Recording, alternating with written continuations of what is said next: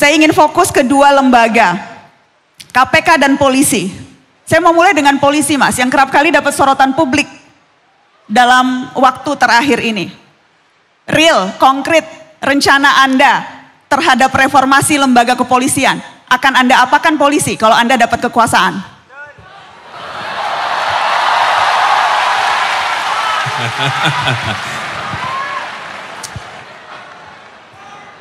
Wih, jangan dong, bahaya kalau bubar. Masa bubar? Gini, kita membutuhkan kepolisian yang akuntabel, transparan, bersih. Jadi menurut saya langkah nomor satu adalah memperbaiki mekanisme akuntabilitas di dalam kepolisian. Semua langkah yang dikerjakan adalah langkah yang bisa dipertanggungjawabkan. Ada transparansi atas semua yang dilakukan. Mengapa? Karena adalah institusi publik. Dan institusi publik itu adalah transparansi. Dari mulai ke aktivitas di tingkat paling bawah, tingkat polsek misalnya, sampai dengan tingkat yang paling atas. Dengan ada transparansi itu, maka akuntabilitas bisa kita laksanakan. Yang kedua, harus ada pengembangan profesionalisme, kompetensi. Ini fakta di lapangan, bahwa banyak sekali saudara-saudara kita yang bertugas di kepolisian tidak mengalami pembekalan yang cukup. Kalau tidak punya keterampilan, pengetahuan, kemampuan untuk bisa menggunakan segala macam teknik baru, maka teknik-teknik lama lah yang akan dipakai.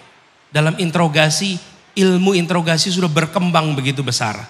Tapi kalau kita tidak mempelajari ilmu-ilmu itu, maka teknik-tekniknya juga akan teknik-teknik lama. Dan apa yang terjadi?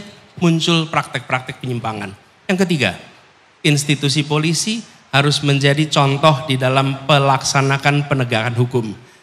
Anggota polisi yang bermasalah, yang melanggar hukum harus menjadi subjek untuk diperiksa.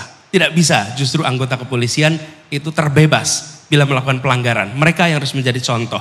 Dan yang keempat adalah pelibatan publik di dalam pengawasan kepolisian. Kepolisian seperti juga badan-badan yang lain harus bisa diawasi, dan salah satunya mungkin